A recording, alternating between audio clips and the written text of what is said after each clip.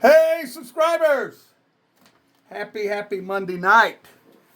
We are concluding understanding the rut, and this is the 7th video. I made a mistake, got a little confused yesterday. I was a little discombobulated. It was calling 5, 6, 6, 5, but they're all in order. You can find them under the photo section of the subscribers page. Only subscribers can see these videos. So you're going to get a lot of videos this coming fall and next year that it will not be available on my regular Facebook page. So let's get right into it. I know Monday Night Football's coming up. Some of you guys may want to watch that, or you got other things you need to do. So let's go to the board. All right, let's talk about, we're going to wrap all this up and kind of make everything that we've talked about in 6 previous videos really come together for you, okay? We've talked about the 10-80-10 rule. It's proven, it's facts, I don't care what you hear, see, read. 10% of your dough is going to come into estrus early. 5 to 7 days or so later, 80% of your doughs are going to come in heat. 5 to 7 days or so, the last 10% are going to come into estrus. Those doughs that will get bred during this 10-80-10 that does not catch, or for some odd reason they didn't get bred, they're going to recycle 28 days later. At the same time, your larger doe fawns are going to come in estrus. Some people like to call it the second rut. I like to call it the cleanup, because it's a minor skirmish that usually happens over a period of 3-4 days or so, and then you're really going into the post-rut then. Then it's recovery time for the bucks and does, because the bucks have been running the does off and on for over a course of a month. As I said in several videos, the rut is not a sprint. It is a marathon. And when you understand the marathon, where they're going to be, how they're going to be interacting with one another, will help you where you need to be hunting. And again, that comes from trail camera, pictures, observing and interpreting, and when you're in the tree stand, observing and interpreting. So the 10-80-10 rule, it's a fact. And literally, in most good, healthy whitetail populations, it's over the course of a month when 99% of the breeding is going to take place, wherever you're at. You could be in Florida, Maine, Minnesota, Texas, whatever. But the dates vary. Again, each region's a little bit different, but as you begin to see these things unfold on camera or in the stand, you'll be able to say, okay, I remember Will talking about this, this is where we're at. So let's go back to the board. Cold hard fact, there's a lot of misinformation out there. This is a fact. A doe is only receptive between 24 and 28 hours. 24 to 28 hours, okay, that she's receptive, not 24 to 48. That was a misprint on my part. 24 to 28 hours is a doe going to be receptive. Now, she may get chased 6 hours or so prior, 8 hours, depending on where she's at in that stage, at the 10-80-10. I think on the front end and the back end, where there's lesser does that are coming estrus, she may actually get run a lot more. Whereas during the 80%, because there's so many receptive does or does that are getting ready to come to estrus, the actual seeking, chasing phase of that individual doe, is a little bit shorter. But usually about 6 to 8 hours of chasing by 1 buck, 2 bucks, 3 bucks. I've seen this happen many times, and this is something if you see it on your trail camera from the stand, if you see a doe that's really getting chased pretty good by multiple bucks, not just one young buck acting frisky, but 2 or 3 bucks are giving her they're giving her the business, you can count on it. 6 to 8 hours, she's going to come into estrus, and then she's going to be locked down with a buck somewhere. And now that doesn't mean that if she's on that front end and back end, that 10%, that her scent may not draw other bucks from other properties kind of come in and sneak in and see if they can steal her, get a smell in, Evaluate the situation, okay? Now, the next one is this. Let's do the rut scenario because there's a really bad teaching, and I don't know who's propagating it. I know some horn stars are, where they will tell you that you need to try to get your buck-doe ratio to 1-to-1. That, first of all, is impossible, and it's terrible to do that. The ideal, if you could put them in a pen, whether it's 40 acres you hunt, 80 acres, 200, is about 5-to-1. And we'll talk about why that's ideal. But I don't stress out about that because, like I said, I've got other variables that are taking does. Neighbors, I know, use their doe tags. I know they get run over by automobiles. I know disease, EHD. Deer get sick in the woods. I know coyotes, and other predators. Some of you may be in bear country or wolf country. Bobcats are a big fawn killer. So I don't get hung up on the buck-doe ratio, okay? But 5-to-1, if you lived in a perfect world, is ideal, and we're going to talk about why. I'm going to give you two scenarios, property A, property B, that will knock down this teaching, this nonsense that, number one, a doe will not drive a buck off her property. Number two, it's a known fact, throughout the year, bucks and does live on the same properties. And you can't just look at your 40 or your 20. You have to look at the big picture. Your neighbor's 40, your neighbor's 80, your neighbor's 120, because they will use that as well as part of their home core area. But bucks and does, not all, but bucks and does do reside on the same parts of the core area. They live together year round. Separately, come together at times to feed, depending on the time of the year and the available food. But we know the does are busy raising their fawns. We know the bucks are in a bachelor group or two with 1 or 2 or 3 or 5 doing their own thing. But they do intersect. Their core areas do cross. And no doe, and I've got hundreds and hundreds of video and pictures, no doe is going to drive a buck off the property. It's not going to happen. Matter of fact, it's the complete opposite. I have seen does come up to water holes and bucks drive them off. I've seen does come up to them real close in a clover or a chicory or a brassica or soybean field. They chase them off. Bucks do not tolerate does. It's not does like, again, I think that's that human logic probably because their wives were bossing them around and telling them what to do. It don't happen. So you have to remember bucks and does, their core areas cross over year round. Okay. So, we got property A. Here's the rut scenario. Both properties are 80 acres. Both properties. Property A has 15 does. Okay, we're going to use the 10-80-10 rule. Typically, 2 will come in early. Usually here in the Midwest, the Mid-Atlantic and Northeast, falls somewhere around the 23rd, 24th of October or October 30th. Okay?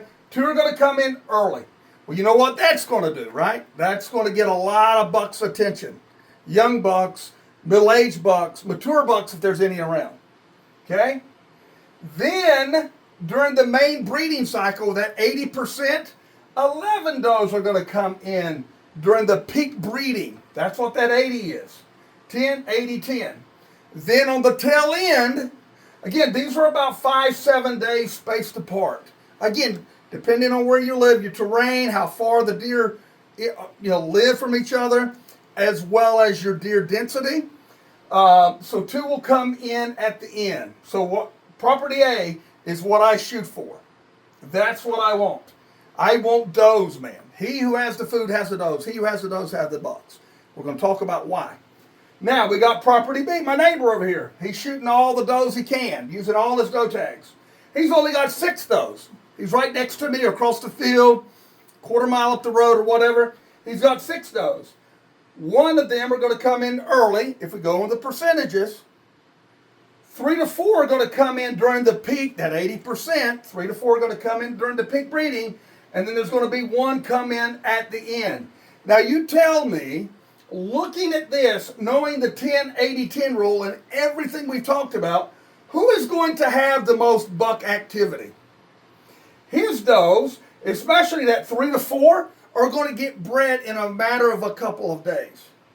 While my 11 are starting to cycle in. Who's going to have the most rut action? And I can tell you this with all sincerity. Property A is what you want to shoot for. And I'm not talking about the places where you got 50 does and 2 bucks. Well, what you need to do is quit shooting bucks, which a lot of guys can't stop, and maybe start taking some does. Okay? Property A wins out every time. I have tremendous rut action. Trail cameras from the stand, deer sign, rub, scrapes, running, chasing, seeking. Love it.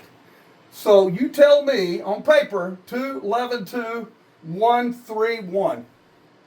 What bucks, what properties the bucks will spend a lot of their time on? Okay? Let's talk about this, the duration. We've already talked about it a little bit. Usually the 10% when they come in estrus, it's very short-lived. It's when the scrapes all of a sudden light up at the end of October here in the Midwest, Mid-Atlantic, and Northeast. They light up. Somebody on Facebook posts a video of a buck mounting a doe. He posts, boys, it's on. Everybody runs to the woods, and they see it's not on. Very short-lived, but what happens, you see a flurry, just a flurry of scrapes popping up, and you see, bucks come out to the field. They're acting like, hey, man, where's this girl? Where's this girl? And it's because the 10% have come into heat. They're looking for the 2 on my property that is coming to estrus. Last about 3 days, okay? Remember, going back, a doe is only receptive 24 to 28 hours. Not 72, not a week. It would, like I said before, I argued with a guy that said, no, a buck spends 72 hours with a doe. And I told him, me trying to argue with him a logic, common sense, if that's true, the rut would be 3 or 4 months long. Okay? Remember who drives the rut? Does. Not bucks. The 80%, that part right there, the main breeding lockdown, where it could be feast or famine, 7 days or longer depending on your population. That's when it looks like the deer, the aliens have come and got them. They're gone. And all you're seeing is a parade of button bucks. And we talked about you have to change your hunting strategy. A lot of guys will see 20 button bucks come walking in their food plot and continue to hunt there. You got to get into travel corridors, and you really got to get into the known bedding areas, because that's where the bucks are going to be. After that 24, 28 hours, that doe that's no longer receptive, he's going back to try to pick up another chick. All right. These are hardcore facts. These are truths. And some people may agree or disagree, but it's just true. A mature buck during the rut over the course of the 10-80-10 is going to breed anywhere from 5 to 7 does. That is what time allows him to do. That's why people try to we're going to shoot out our genetics. You can't. A doe carries 60% of a young button buck's genetics. And you don't know what that button buck's going to do. And you don't, when you shoot a doe, she may be carrying Boone and Crockett genes, and you just shot her now. But on average, over the course of the rut, like I said, it's roughly about a month. If everything's equal, okay, 10, 80, 10. Can you tell I'm trying to burn that in you? A mature buck, 3 or over, okay? I had one guy argue, you think a 3-year-old's mature? I said, most woods, yeah. My woods, no. So I say 3, 4, 5 plus. They're going to only be able, because that's what's available, to breed over the course of the 10-80-10 rule. 5 to 7 does, that's it. Now, we're not talking about the cleanup period. He may get to breed an additional doe that missed and she came back into heat, or one of the larger doe fawns now is coming to estrus, he may get to breed her. We're talking about that window, man, the rut. We're talking about the 10-80-10 rule, the time frame. So mature bucks only going to be able to breed because, remember, who's driving the rut? The does. And if he's breeding a doe and 2 more coming estrus across your woods on the north side, guarantee you there's a buck with her. It could be a spike, 6-point, maybe another mature buck, which brings me to my final point. Most bucks Your 1-year-old, 2-year-old, 3-year-old, 4-year, most bucks are going to get an opportunity to breed a doe. Just because of how that 80% when they come into estrus, one buck, like I said, he's only with one girl 24 to 28 hours, then he's got to go and catch another one. Or if she's in estrus, he has to come and drive that buck that's with her. And typically that's what happens. So, yeah, you're going to have some immature bucks, but that 1-year-old that he's not but a spike or 4-point. He may have the genetics in him that he's passing down that and match it with the doe that he's breeding. They may grow a 190. You don't know. And that's what drives your deer herd's genetics. And after you've got good genetics, you've got to let genetics run its course. Then you have to provide preferred food year-round. You have to provide low pressure. You have to be very wise. And if you want to take antlerless deer, how many you take. Like I just said on the board. And probably I'll go greater in depth with this as hunting season comes. I want the bucks on my property.